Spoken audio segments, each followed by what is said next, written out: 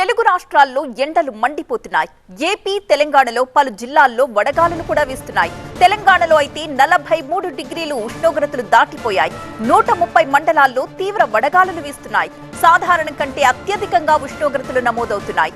ఈ రోజు, రేపు ఏపీలోని 8 జిల్లాలకు ఎల్లో అలర్ట్ జారీ చేసింది వాతావరణ కేంద్రం. ఎల్లుండి 9 జిల్లాలకు ఎల్లో అలర్ట్ జారీ చేసింది. సత్యసాయి, కడప, నెల్లూరు, అనంతపురం, నంద్యాల, కర్నూలు, ప్రకాశం, పల్నాడు జిల్లాలు ఎల్లో అలర్ట్ లో ఉన్నాయి. విజయవాడలో ఎండ తీవ్రతకు సంబంధించిన మరింత సమాచారం అందించడానికి మా ప్రతినిధి శివకుమార్ సిద్ధంగా ఉన్నారు. ఆంధ్రప్రదేశ్లో ఎండలు మండిపోతూ ఉన్నాయి. రాష్ట్ర వ్యాప్తంగా రికార్డు స్థాయిలో ఉష్ణోగ్రతలు నమోదవుతున్న నేపథ్యంలో వేడి గాలులు, ఉక్కపోత విపరీతంగా పెరిగిపోయింది. ప్రస్తుతం విజయవాడలో ప్రజలు బయటకు రావాలంటేనే భయపడిపోతున్నటువంటి పరిస్థితి. ప్రస్తుతం నేను విజయవాడలోని బీసెంట్ రోడ్డు వద్ద ఉన్నాను. ఇక్కడ ఉన్నటువంటి పరిస్థితిని చూడొచ్చు. నిత్యం ఎప్పుడు ప్రజలతో రద్దీగా ఉండేటువంటి బీసెంట్ రోడ్డు ప్రస్తుతం ఖాళీగా దర్శనమిస్తూ ఉంది. ఒకవైపు వ్యాపారులు కూడా జనాలు లేకపోవడం, మరోవైపు ఎండ తీవ్రతకు వాళ్ళు కూడా చాలా ఇబ్బందులు పడుతున్నటువంటి పరిస్థితి. బయటకు వచ్చేటువంటి ప్రజలు చాలా ఇబ్బందులు పడుతున్నటువంటి పరిస్థితి. ప్రస్తుతం మనం ఇక్కడ మహిళ కూడా ఉన్నారు. అమ్మ, అసలు ఎలా ఉన్నాయి విజయవాడలో ఎండలు? ఎండలు బాగానే ఉన్నాయండి, బయట రాలేకపోతున్నాం ఎండల వల్ల. అంటే ఎప్పటి నుంచి మీకు బాగా ఇబ్బంది కలుగుతూ ఉంది? అసలు ఈ ఎండలు అసలు మీకు ఏమనిపిస్తావు? 3 రోజుల నుంచి బాగా ఉంటుంది. అసలు బయటకు రావాలంటేనే భయం వేస్తుంది. ఏమండి, ఎలా ఉన్నాయి ఎండలు అసలు విజయవాడలో? 39-40 డిగ్రీస్ వరకు ఉంటుంది. ఏమండి, ఎండలు ఎలా ఉన్నాయి విజయవాడలో? బాగా ఉన్నాయండి, విపరీతంగా ఉన్నాయి. ఇది అత్యవసర పనుల నిమిత్తం బయటకు వస్తున్నాము తప్ప బయటకు రావాలంటేనే చాలా భయం వేస్తుంది. ఎండ తీవ్రత రోజు రోజుకి పెరిగిపోతుందని చెప్పని ఇటు నగర వాసులు చెప్తూ ఉన్నారు. మరోవైపు ప్రజలందరూ కూడా అప్రమత్తంగా ఉండాలని చెప్పని అధికారులు ఎప్పటికప్పటికీ కూడా హెచ్చరికలు జారీ చేస్తున్నారు. ఇవాళ రాష్ట్ర వ్యాప్తంగా 130 మండలాల్లో వడగాలులు వీచే అవకాశం ఉంది. రేపటి నుంచి 5 మండలాల్లో తీవ్రంగా వడగాలులు వీస్తాయి. 250 పైన మండలాల్లో స్వల్పంగా వడగాలులు వీచే అవకాశం ఉందని వాతావరణ శాఖ అధికారులు కూడా హెచ్చరిస్తున్న నేపథ్యంలో ప్రజలు బయటకు వచ్చేటప్పుడు ఖచ్చితంగా కొన్ని జాగ్రత్తలు తీసుకొని బయటకు రావాలని చెప్పని ఇటు వైద్యులు కావచ్చు, ఇటు వాతావరణ శాఖ అధికారులు కూడా హెచ్చరిస్తున్నటువంటి పరిస్థితి అయితే కనబడుతుంది. కెమెరామ్యాన్ వెంకట్తో Bobby, TV9, Vijayawada Besant road నుంచి. ఒక్క విజయవాడలోనే కాదు, కడప జిల్లాలో కూడా ఎండలు ఠారెత్తిస్తున్నాయి. మా కరెస్పాండెంట్ సుధీర్ అక్కడి నుంచి సిద్ధంగా ఉన్నారు మరిన్ని డీటెయిల్స్ అందించడానికి. సుధీర్, కడప జిల్లా వ్యాప్తంగా ఎండలు మండిపోతా ఉన్నాయి. దాదాపు 42 నుంచి 43 డిగ్రీల వరకు ఎండలు తీవ్రత అయితే పెరిగింది. స్థానికులు కొంతమంది ఉన్నారు, వాళ్ళతో మాట్లాడి ప్రయత్నం చేద్దాం. మేడం, చెప్పండి, ఎలా ఉన్నాయి ఎండలు కడపలో? ఎండలు ఈ సంవత్సరం చాలా తీవ్రంగా ఉన్నాయండి, విపరీతంగా పెరిగిపోతున్నాయి. మార్నింగ్ 7 గంటల నుంచి కూడా ఇంట్లో నుంచి బయటకు రావడానికి ఇబ్బందిగా ఉంటుంది, చాలా ఎక్కువగా ఉంటున్నాయి. వీటన్నింటికి కారణం వర్షాలు లేకపోవడం. కడప జిల్లా మామూలుగానే ఎండలకు మారిపోయారు, రోడ్లు పగులుతాయంటారు. ఇక్కడ రోడ్లు కాదు, మనుషులే పడిపోయేటట్లున్నారు.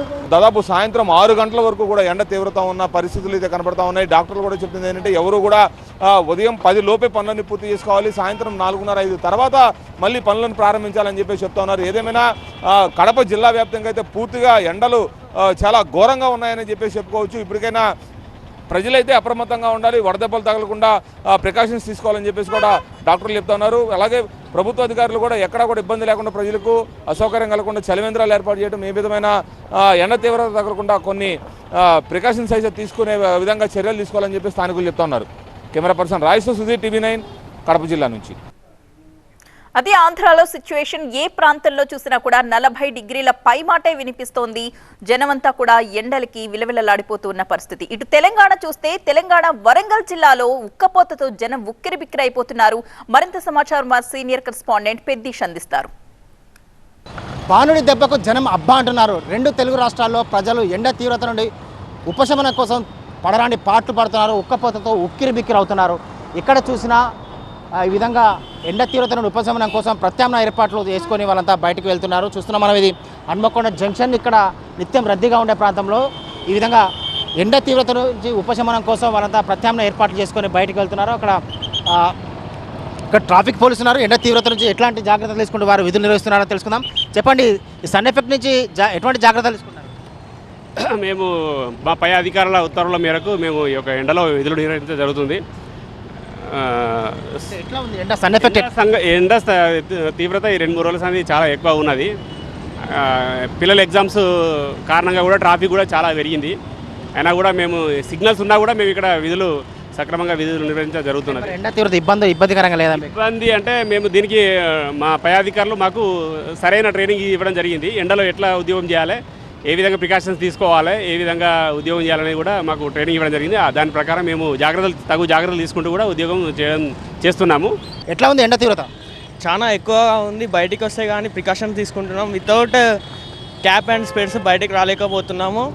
స్వెట్ అంటే బయటికి వస్తే ఎండగా ఎక్కువ ఉన్న మాత్రాన మేము స్వెట్ ఎక్కువ వస్తుంది. ఎట్లాంటి జాగ్రత్తలు తీసుకుంటున్నారు? ప్రికాషన్ తీసుకుంటున్నాం. స్పెట్స్ యూజ్ చేస్తున్నాం, సన్ గ్లాసెస్ యూజ్ చేస్తున్నాం, క్యాప్ యూజ్ చేస్తున్నాం, వాటర్ బాటిల్ క్యారీ చేస్తున్నాం.